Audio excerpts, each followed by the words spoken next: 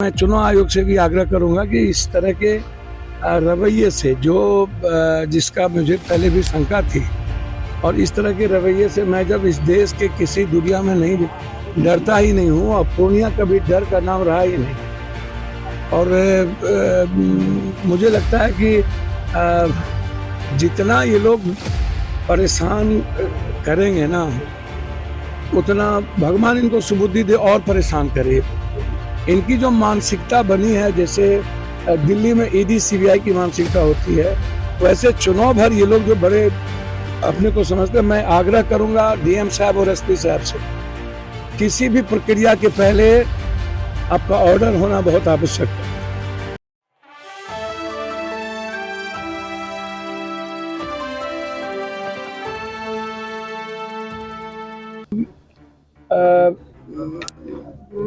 Police force यहाँ आया हुआ है और गाड़ी को कह रहा था जबरदस्ती यहाँ लगा हुआ है महादेव का गाड़ी, जो परमिशन है कुछ गाड़ियों की जो निकली, इसकी ब्रांडिंग रोड पर हो रही थी, परमिशन के लिए गए हुए थे। ना कभी बजा, ना ध्वनि है, ना कुछ है।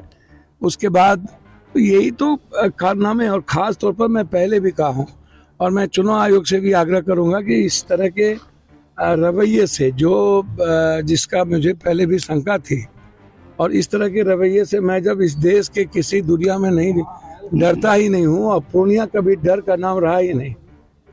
और मुझे लगता है कि जितना ये लोग परेशान करेंगे ना, उतना भगवान इनको सुबुद्धि दे और परेशान करे।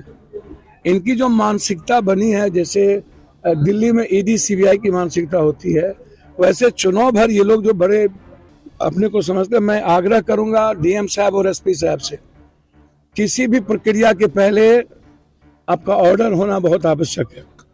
मुखेर कानून का कोई ऑर्डर नहीं आवे, ये सही नहीं होगा।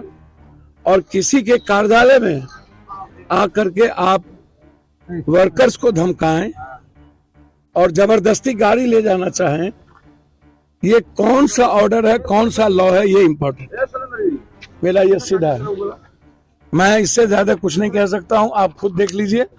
और ये जो प्रताड़ना की सीमा